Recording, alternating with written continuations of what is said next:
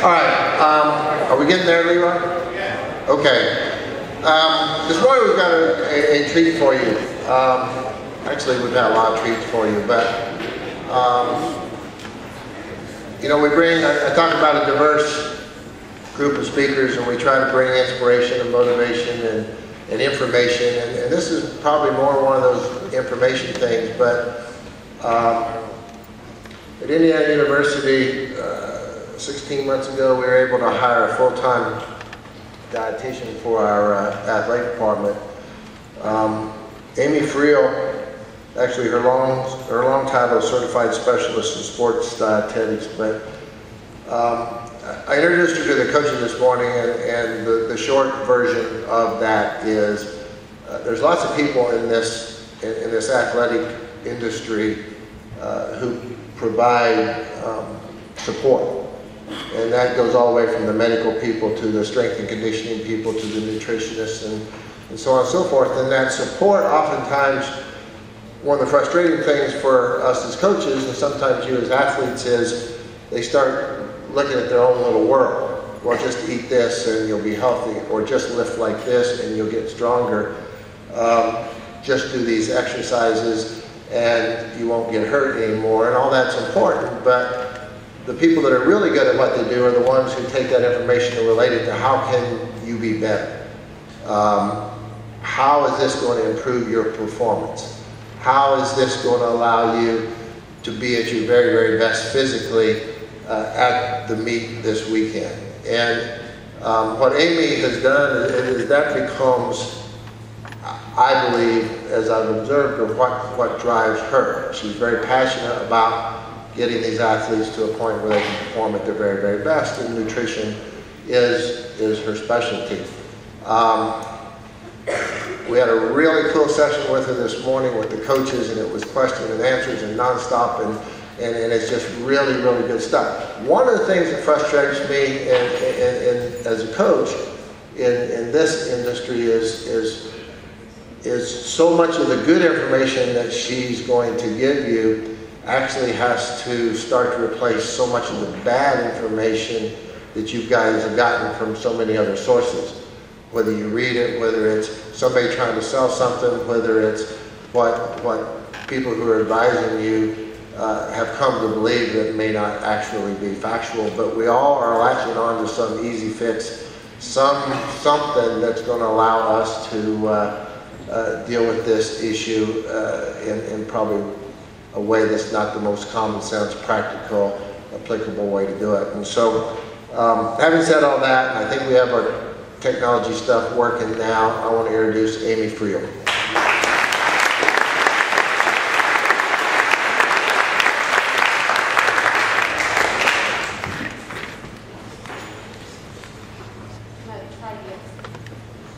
Can you guys hear me? No? There? Okay. I'll go way up here. Can you hear me? Yeah. Good morning. How are you guys? Good. I think we're just finishing. Oh, good. We got the AV stuff fixed. How many of you guys love to run? Hands up. Woo! Okay. So we love to run. Awesome. You know what I love?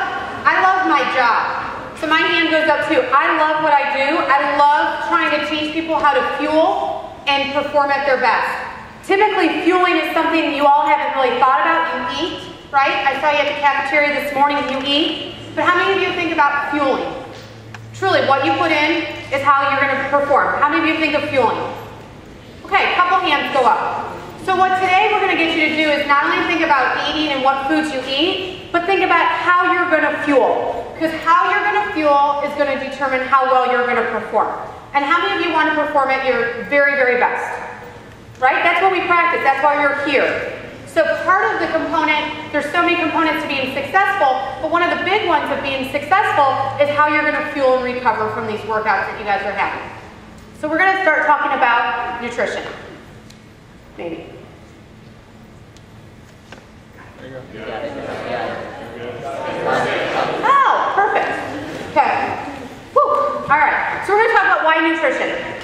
It is the most forgotten component of training. Most people, your ages, already have mom, dad, grandma, grandpa, aunt, uncle, somebody thinking about what you eat. They do the grocery shopping, they do the cooking for you, they pack your lunches. They have already thought about that. So this is the most forgotten part for you all. It increases your strength and muscle gain. So it's the ability for you all to get stronger. It increases your endurance, your agility. If you recover and if you follow nutrition correctly, you can recover between workouts and actually have better workouts then.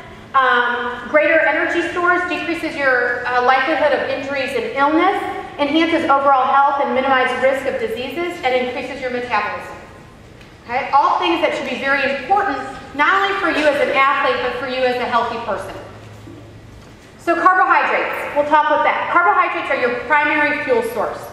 So from a running standpoint, almost any athlete, carbohydrates are going to be your primary fuel source. Adequate carbohydrates stores are critical for optimal performance. Overwhelming evidence indicates carbohydrate supplementation before and during exercise improves endurance performance.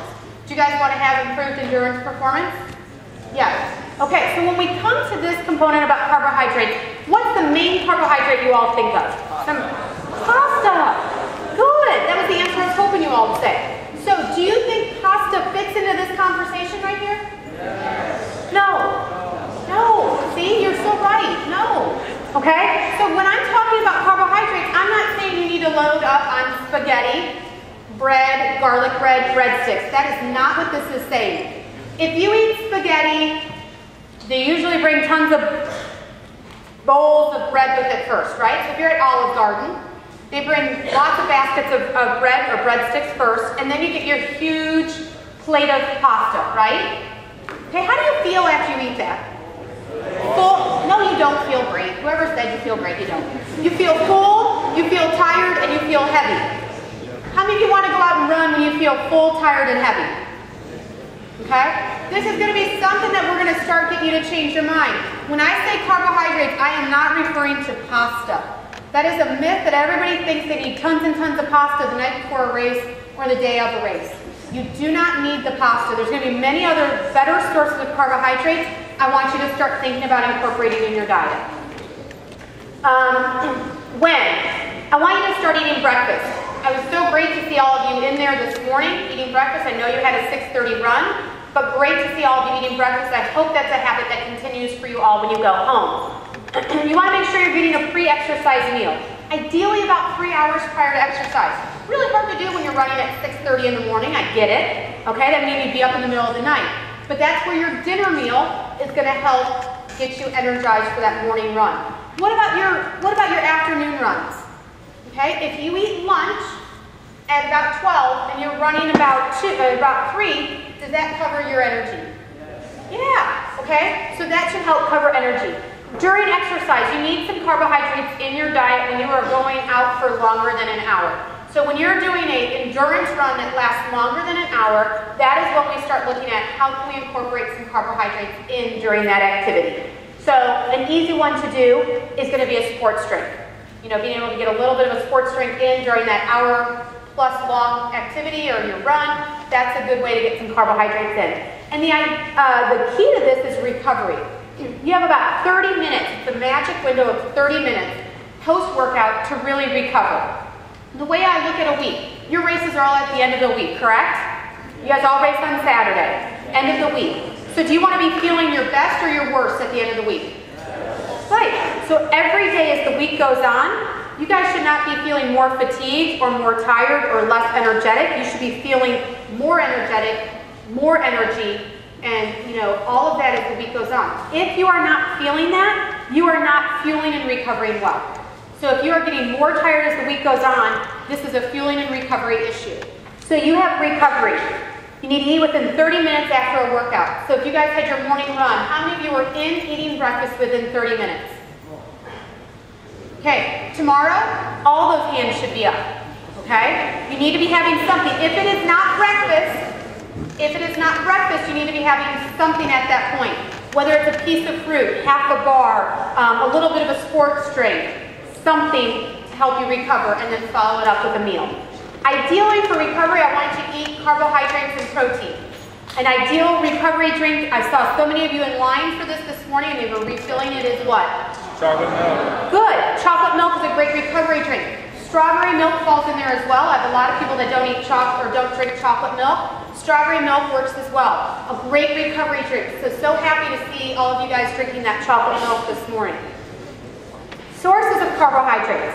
There's tons of carbohydrates out there. There are some that I want you to choose more of, and there's going to be a list on your right that I want you to choose less of. So choose the whole grains, your whole wheat breads, your brown rice, your whole wheat pasta, the apples, grapes, oranges, bananas. Right now it's summer, you can't go wrong eating fruit. So whether it's blueberries, blackberries, watermelon, cantaloupe. In the cafeteria they had pears, they had grapes, they had the honeydew. That is an awesome energy source for you all. What if you put peanut butter on an apple? Does it make it better? Yes, because whenever you combine carbs and protein together, you get longer lasting energy. Okay? So when you look at your plates from now on, when you look at your plates from now on or what you're eating, you need to look to see, do you have a carbohydrate and do you have a protein? If you have both, you're going to have better long lasting energy.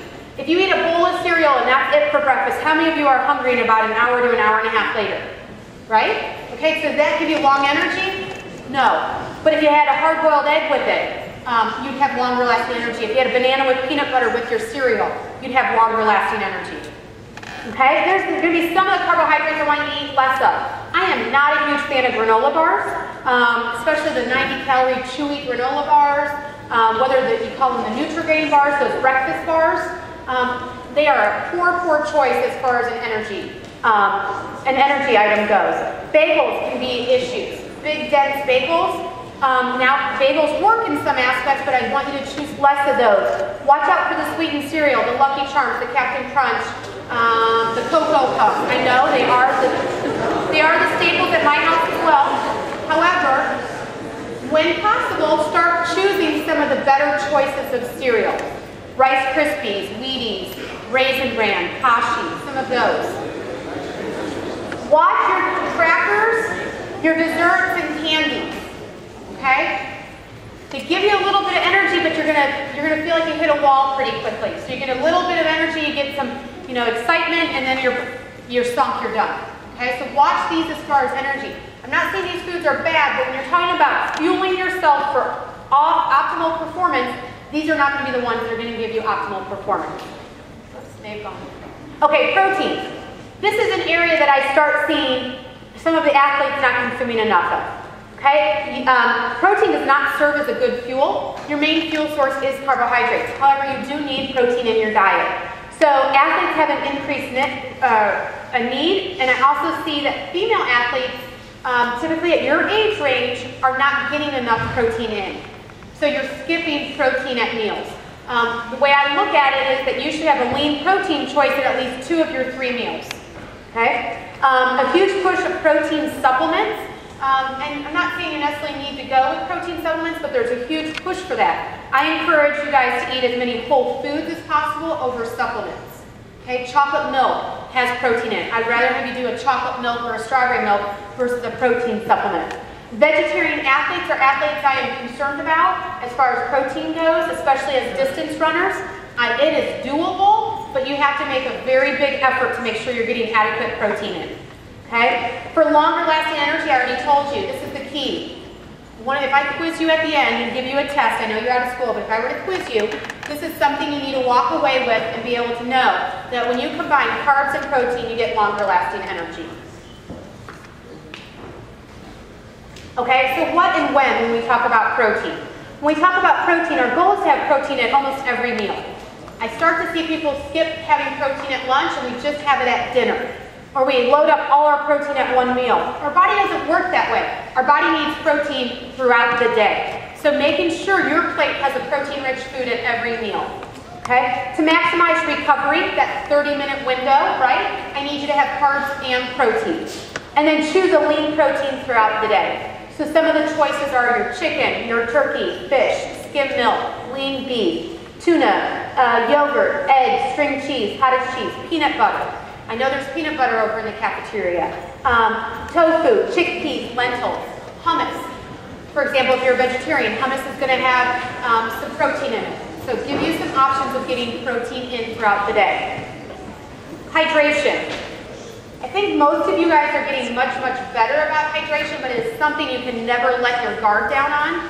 More than 50% of you are probably in a state of dehydration. More than 50% of athletes are always dehydrated. Okay? That's huge, because hydration is the #1 thing that affects your performance right off the bat. Okay? Water is the most important supplement there is. So when people ask me, I get phone calls all the time. If you were to recommend one supplement, Amy, what would it be? My one supplement would be water. You don't need anything else, you need water. Water is available everywhere. There's drinking fountains. There's ability for you guys to get water. You need to hydrate with water. How many of you are thirsty right now? Okay, that's my 50%. If you feel thirsty, you are already 1 to 2% dehydrated. Okay, so most of you are not very good at recognizing thirst, and we think we're hungry. And so we're going to go put food in our mouth. But honestly, if you feel thirsty, you're already dehydrated. You should not feel thirsty. And so making sure that you're drinking adequate amounts. Signs of dehydration, I'm sure this has been thrown at you many, many different times. Increased body temperature, impaired performance, heat cramps, nausea, dizziness, headache, fatigue. The list can go on and on. You never want to get to those symptoms. If the farthest you get is thirsty, then you can correct that. Okay? By the time you lose, so at thirsty you lose 1 to 2% of your body weight, you're already dehydrated. By the time you lose 3 to 4%, you've lost 50% of your strength and 20% of your aerobic ability. How good is that going to be for you to run? Not so fantastic, right? So, when we look at some of this, you need to make sure hydration is your #1 key. These are some hydration guidelines. I went through them with your coach. I'm not going to go through all of them. I know you all can sit here and read. The key that I want you to start thinking about, though, is how do you know if you're dehydrated? There's going to be 2 good ways I want to tell you to do it. I want you to weigh yourself before and after a workout, especially as August, September come around and it's hot. I want you to weigh yourself before a run, weigh yourself after. Every pound of weight that you lost during that run needs to be rehydrated. That is not weight loss. That is water loss. And so when you come back for that second run that day, you should weigh in at exactly what you weighed in the morning.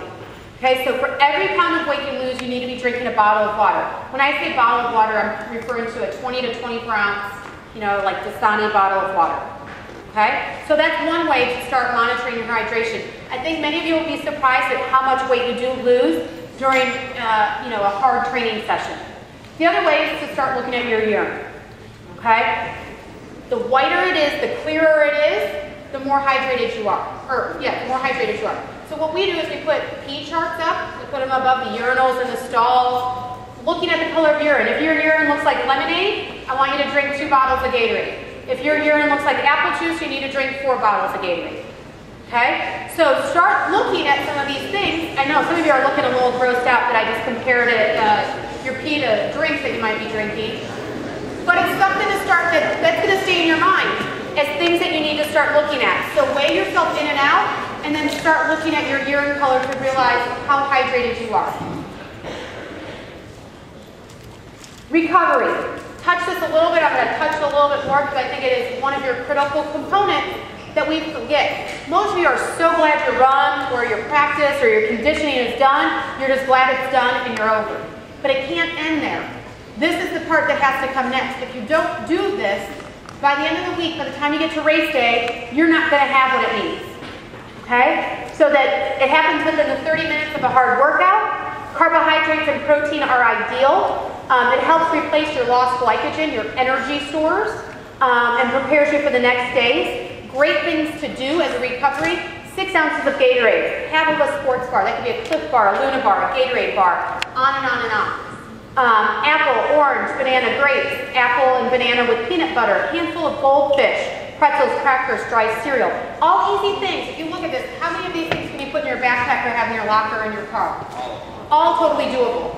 Okay? Yogurt, string cheese, cottage cheese are easy. What's easy now with yogurt is the drinkable yogurt, or the tubes of yogurt are really, really easy. A half of PB&J, raisins, the granola bars. When I say granola bar, I'm referring more to the Nature Valley hard granola bars. Okay, the peanut butter or the green cap, the oats and honey. Oats and honey, thank you. And trail mix. Here's my key to trail mix. How many of you, show of hands, like trail mix? Okay? Trail mix can be great for you. If you're like me, trail mix isn't a good option because I cannot stop eating trail mix. Okay? My hand keeps going back in the bag, back in the bag, and back in the bag, and before I know it, half the bag's gone. So some tricks for trail mix. You take the trail mix and you take a third cup measuring cup and you scoop out the trail mix and you put them in snack size baggies, and then you refill the trail mix bag with your snack size baggies. That's what you grab and take to practice, that's what you grab and take to school, that's what you grab and take in your car. Okay? So when I buy trail mix, I already pre-portion it all out with snack size baggies, I refill the trail mix bag with my baggies, and I'm good to go. Okay? Easy things that you can do that are already pre-packaged, no thought into it. Once you do it, you're set and ready to go. Oops.